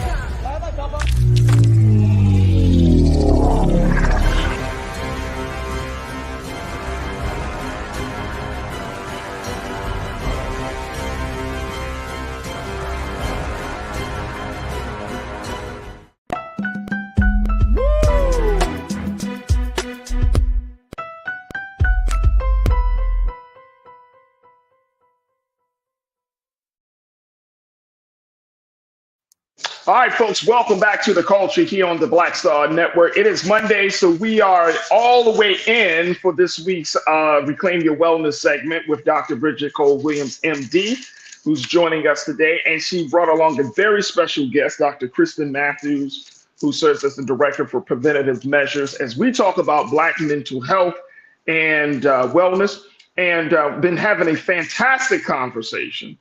But I love the point that we left off at, sisters, around this idea that your person, quote unquote, the person you're in an intimate relationship with, should not carry the burden or the responsibility of fixing you. That if you do have a real problem, as Cindy D checked in and said her husband was trying to talk to her and she just felt like it was above her pay grade. She also posted that her husband was a functional alcoholic. Mm-hmm. So when you're talking about very serious issues, it's not enough to just say, I'm gonna just talk to my spouse, my partner, or to my homeboy or my girlfriend. No, you need professional help, right? Like if it's this thing, and I think that there's, Dr. Bridget, I wanna get your take on this first, then Dr. Matthews. I think there's a little bit of resistance and pushback on this because, it feels comfortable. Whereas if you sat down with a professional and you really had to open up, that can open up the floodgates, right? Am I thinking wrong, or is that right or wrong in my assessment of that, Doc? I think it's one thing to have open communication and transparency with your partner, which is the goal, right? Right. And to be able to be your true self and being open in that space. It's another thing to do the work with your partner. Now you have employed, because it's not the same talking about what's going on with your day, how you feel about it, what they said, that I'm having issues with this boss, my mom's gotten on my nerves, I'm having all these issues that you're needing to work out. That's what friends and family help you with. But when it has started to cause roadblocks in your life, when you cannot get over the past and your past is now affecting your future, friends in your they got their own, they are not equipped. And I'm so excited about what Dr. Matthews is doing here, because if we can get more high quality therapists and counselors, so many things that happen in our community is because we're working from a dysfunctional place. Yeah. The reason why I do the healthy relationships only is because so many people don't even know what healthy looks like in a relationship. So I'm excited about what she's doing. And, Dr. Matthews, the idea of bringing in all, these young people into this space, what are some of the, what holds people back? They're going to college, they see this hopefully as an opportunity. What holds them back? Or what more can we do to provide this as a way to help our community? A part of that is the fear. We were talking about that in the previous segment, fear of the unknown. And sometimes that fear is not when you look at the younger generation, sometimes it's not their own fear. Sometimes it's the projected fear of their parents. And the elders in their lives, we don't do that, or what stays in this household, stays in this household. So they're going out guarded, but not sure of what they're supposed to be protecting. I think that with the younger generation, we are seeing some kids kind of just normalizing it and asking for help and not seeing the negative cloud that's over one's heads when they are saying, okay, yeah, I need to see a therapist for this, or I want to talk to the school counselor about that. And being able to, again, going back to supporting this next generation of clinicians, having someone that you do trust, right? So we're talking to our significant others because we trust them, because we feel safe with them. And recognizing that a clinician can create that trusting, safe space that will allow someone to disclose, to unpack, to just have their woosah. You know what I mean? Right. And in order to, again, learn how to cope in a more healthy way versus, Dr. Bridget, as you said before, like coming from this deficit or coming from like behind or lacking a resource to get us where we need to be in a healthy place. I mean, I remember very clearly, I was a psychology major in college. I was obsessed with how people interacted in their brain and emotions. I remember in junior high, I was so excited about that. And I would read anything that I could pick up. And when I said that to my mother, she was like, if you don't become a real doctor, you can't come back home. Like, that's how serious it was. Dang. That the idea of psychology was such a negative, and I couldn't understand it at that time, but it is, we have to get beyond that if we want to be healthy as a community. But when you think about and I'm talking in the extreme so we can just understand where some of these like deep-seated issues, like historically, social workers came into the home and disrupted the family, or counselors had to report these things and disrupted the family, and being able to move away from that and to say, we want to help, that we're trying to keep the family together. We're trying to keep everyone in the home. We're trying to teach you and to support you into doing things in a different way, so that we can be more whole, right? So kind of going back to one of the things you were talking about earlier about our health, just because they're putting it on the market doesn't mean that we need to pick it up, right? So just because this was the way that we used to do things doesn't mean it's the way that we have to do them now. We can learn differently. We can communicate differently. We can ask for help to relate to each other differently, and by differently being in a more positive way. Absolutely. And, So and Dr. Matt, okay. No, I was just going to say that Yeah. I keep hearing this term safe space, and I think people define it in different ways, right? And so, to be able to have a safe space for a client, for someone that's looking for just more support, what does that mean to you? For me, the way I define it and the way that I try to create it with my clients that I work with is you're safe enough just to be you, right? So when I was coming through school, it was more regimented, more formalized. This is the way that you have to sit and you have to be open and you want to invite these things. But those things have changed, right? I want to create a space where if they want to come in and say, my boss pissed me off, exploit, that you can to do that, to say, I am frustrated with this. I don't feel competent in that, and that I don't judge you with it. I'm not saying, that's such and such, and like just dragging out negative stereotypes, but just allowing you to be in whatever way, shape, or form you're coming. And that you can leave feeling like, okay, I can leave this here. And it's, again, this is the safe space. This is the confidential space. It's not going to get back to my spouse. It's not going to get back to my church members. It's not going to get back to my aunt. I can still be seen as whatever positive attributes that the rest of the people see you as, and not have your light dimmed or not be judged, because that you can dump it here, leave it here, and then go on with the rest of your week feeling a little bit lighter.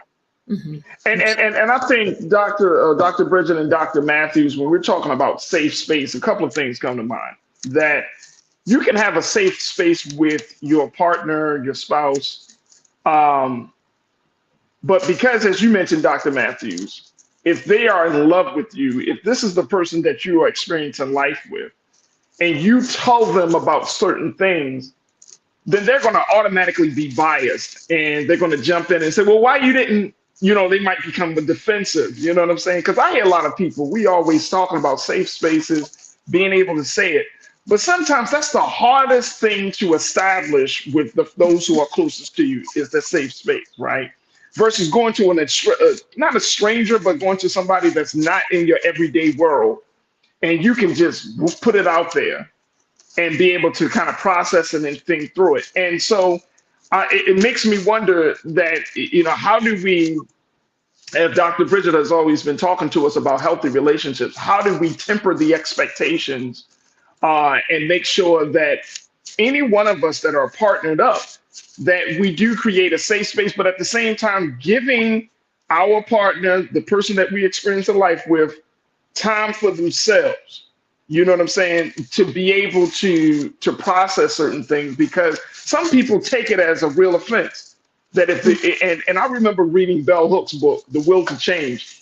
And one of the things she said that is Black women sometimes are afraid to hear the vulnerabilities of Black men, because a Black woman has a view of a Black man being strong on all levels. But when a Black man has to share his vulnerabilities, she gets, whoa.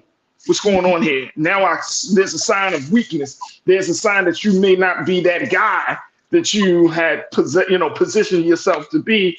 And that could be very jarring for a woman who has put her belief and faith in this man. Can you kind of speak to that dynamic, Dr. Matthews? Yes, of course, I'm definitely biased. But when I hear you speak of that, I think of just those stereotypical expectations. Like, okay, I don't want to be vulnerable because I don't want to be looked at as, less of a man or less of a leader. Just like on the flip, in terms of men wanting to just dump on their female partners because she's supposed to be strong and nurturing and she can take it and she can fix it and help me. But when do we have realistic expectations of what is my partner able to take? So when you're talking about your day, hey honey, how was your day? How was work? That you're not just talking and not looking at a person's nonverbals. Are they cringing? Are they holding their breath? Are they what are their facial expressions doing? What are their bodies doing? When you're laying next to them that night, are they sleeping? Are they restless? knowing like, okay, I may have said something, or, they may have learned something that they can't carry, that is too much for them. And having that space within your relationship to be like, okay, babe, I can't hear that. I want to be able to support you, but that's too much for me. And respecting a person, again, when they set that boundary with you, right? Yeah, absolutely. Absolutely. We got to take another quick pause. When we come back, I want to talk to Dr. Matthews and Dr. Bridget. I want to talk to us about this place that we do find ourselves in, where we're constantly using words from therapy, but we're weaponizing it. So let's talk a little bit about that. Folks, join us in the conversations. We're streaming now on Roland Martin's YouTube channel, join us in the chat there, and on Roland Martin's Facebook page. And we would love to hear what you got to say. Stay with us. It's The Culture here on the Black Star Network. We wish to plead our own cause. Too long have others spoken for us. This is an opportunity for us to be able to speak to our issues. Y'all better understand something real quick. We ain't going nowhere. It is a continual battle that we see all across this country. Revolution will not be televised. The revolution will be streamed. All momentum we have now, we have to keep this going. He makes sure that our stories are told. Roland Martin's doing this every day. You can't be black-owned media and be scared.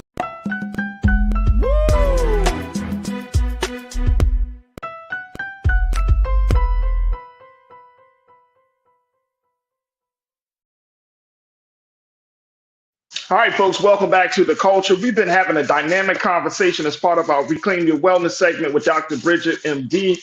Dr. Bridget is joining us. She brought her special guest along with her, Dr. Kristen Matthews, who serves as the Clinical Director of Preventive Measures, as we have in these conversations about Black mental health, safe spaces, and so much more. Now, here's the other thing that I've seen, Dr. Bridget and Dr. Matthews, that I want to kind of get your take on. I've read an article, and I think this is pretty accurate. They were talking about now that we are in a place in this country to talk about mental health. The language of therapy, as they call it, therapy speaks. This therapy speaks language is being used now, but some say that it's becoming more problematic because we use the terms like gaslighting. You used the term earlier today, Dr. Matthews, trauma dumping. Some people know the term trauma bonded. We're using these terms, right, that came from a therapy space, and now they become into mainstream culture, and they're being weaponized. And so some people you might hear two girlfriends, two homeboys talking about somebody and be like, you know what, they got a narcissistic personality. Not knowing that narcissism is a deep, severe personality disorder. And it's not just, and the way it's kind of thrown around, it just seems like everybody's a damn narcissist. Everybody gaslights. Everybody does these things. So I want to kind of help to get some understanding on this. How should we contextualize, put therapy language in its proper context, so that way we can have some very real conversations about what's going on inside and not just throwing words around to act as if we know what the hell is going on? One of the things that I think that is important is, one, don't use words you really don't know. I am big on, describing the behaviors. Are they not listening to you? Are they, trying to overtalk you? Are they, bullying you? Don't use these words that you really don't know what they mean, because they can, again, like you said, be weaponized to make you feel less than, or to emotionally manipulate you into doing something that you may not want to do. Even from a medical standpoint, sometimes I'll go to the doctor and be like, well, I looked up this, I looked up that. And my doctor's like, stay off WebMD, right? And let's talk through what you're experiencing and what that looks like. And then, we can take it from there. So I want to just flip that and use it in a mental health space. Like, you can always describe how you're feeling or what another person is doing to you, but let's use the therapeutic language for in the therapeutic space where a therapist can explain it to you, define it for you. And then you're able to use it in a better context. And yeah, because everybody can't be Dr. Bridget. She got she's certified, she's licensed. Dr. Bridget, no, real talk. What's your take on that? Because I'm telling you, I hear it so much. It's a part of the American lexicon so much now that it's just being used everywhere. but then it still feels like we are like light years away from making some real gains and not just identifying the problem, but actually addressing the problem, solving the problem. Yeah, it all comes down to education. You know, what we do get these kind of trending diagnoses, these trending words. You know, Dr. Matthews, you know, like it's the gaslighting, it's the narcissism now. I remember years ago, everybody was bipolar. None of those folks were bipolar, but it was like the new trending words that people are using. And sometimes not getting diagnosed for whatever it is that they had, because they had self-diagnosed and said, oh, you know, this is what they have. And so why go to the doctor? Because I already, you know, Dr. Phil or, you know, Instagram told me what I have, right? And so we need to educate and let people know that there are opportunities here to get better. I think a lot of people say, oh, I have trauma from my childhood, and that's just who I am now. No, you can get better. It does not have to be a part of your everyday experience and how you interact with people. You can get beyond it. You just need to do the work. So it's so important. Dr. Matthews, I really want to hone in on this gala, this opportunity for young people going into school, and how they can apply for these amazing scholarships and how people can give so that these scholarships exist. So going to our website, preventivemeasuresinc.com, will answer all of your questions. It gives you a link to apply for scholarships. It tells you more about our scholarships. It tells you more about our inaugural amazing gala that happens next month, February 29th, here in Washington, D.C. And we are so excited to kickstart the movement with, demystifying mental health, taking the stigma out of mental health, and recognizing that supporting this next generation of clinicians is one of the many ways in which we're doing it. So check out preventivemeasuresinc.com. It'll have all the answers there for you. There it is. I got one more thing, and I want to get a couple of real quick comments from our crew. Karen Connor, my sister Karen, you said often couples move too fast in relationships. It is important to take it slow to get to know if someone is a good partner. If someone had a traumatic past, they may not be able to handle. That's a good point. That is a good point. Lydia Brown, you checked in and said being genuine amongst each other is good. People want to be happy, not toxic. There's another one of them words, right? Toxicity must go away. Jealousy and envy is so sad. It's toxic. And Real Brooklyn checked in and said, is it me or is the relationships even more complicated nowadays because of quote unquote hypersensitivity? There's just too many damn pronouns and woke stuff. Woo. Woo. And Janelle said, it's horrible that stereotypes have defined our level of connection to one another. The surface level niceties keep us from understanding what we really need from one another. So we have a lot of varying opinions about this, My final question to you, Dr. Matthews, as well as you, Dr. Bridget. A lot of times when Black folks go to therapy, it's our Blackness that is often discussed. We talk about the things that have affected us on the outside, whether it's generational trauma, whether it's the chattel slavery, and coming out of that experience, a lot of those things. But one of the things that I know that I made sure when I went to see my therapist is that I don't need you to affirm my Blackness. I need you to help me with my internal stuff, not the system, not the man got his foot on my neck. I'm talking about the shortcomings of Farajii that has nothing to do with outside forces. It has everything to do with my personal experience. How do we make sure that we keep the relationship with our therapist on that level versus saying, oh, it's because of my Blackness? No, it's not because of your Blackness that you're emotionally unavailable. It's not necessarily because of your Blackness that you might you have a gambling problem, or you have an alcohol problem, or you know what I'm saying. So how do we keep it there, Dr. Matthews? Making sure that you have a competent clinician, right? Every clinician is not a good fit for everyone, and recognizing that if you're coming in and saying, these are my issues, these are the things that I want to work on, these are the things that I need help with, that they're able to meet your need in that.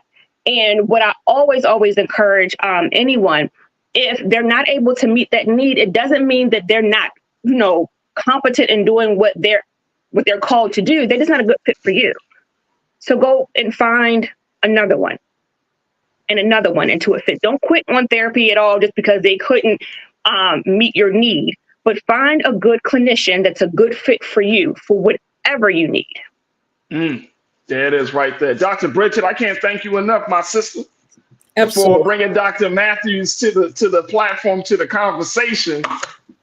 Just tell us what we need to do to make sure we stay in tune with Dr. Matthews and with you, because y'all doing some great work, Dr. Absolutely. So I'll definitely have her information on my page later today. I would love to have Dr. Matthews back as they go through this journey and start preparing for the Scala and get these new college students prepared to help us, right? By giving to this organization preventive measures, you might be helping yourself. That might be your new therapist, right? Or your kids or your spouse.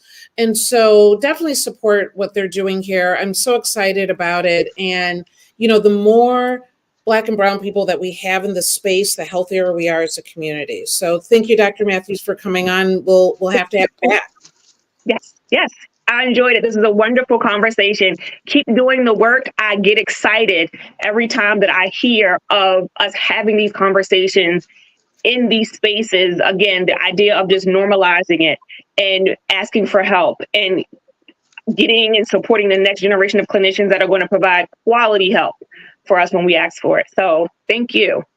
Thank you, Dr. Matthews, and I truly, truly appreciate you. Thank you, Dr. Bridget, and make sure y'all follow Dr. Bridget on all social media platforms at Dr. Bridget MD. You can follow her on Instagram and everywhere else. She's always dropping some jewels, always sharing some dope conversations, always highlighting great people like Dr. Kristen Matthews and so many others in her network. She's always been good for the culture. Thank you, sisters. Truly appreciate y'all. Absolutely. Thank you. Absolutely. All right, folks, that's going to do it for me. Make sure y'all do your due diligence and continue to support us here on Black Star Network. If you enjoyed that conversation, and it seems like many of you did, you got something from it, then your support means the world to us. Make sure you go to our website today at blackstarnetwork.com. Download the app for free on all your devices. Follow us on social media at Black Star Network. And drop something in the bucket. Speaking of dropping something in the bucket, big shout out to Leona R. Brown for making a donation to be a part of the Bring the Funk fan club. There we go. Thank you, Leona. And we truly appreciate you. So many people last week, we had so many people that were, as soon as they checked into the show, they heard a few minutes of the conversation, they put something in the bucket for us. So I cannot thank y'all enough. So Leona, thank you.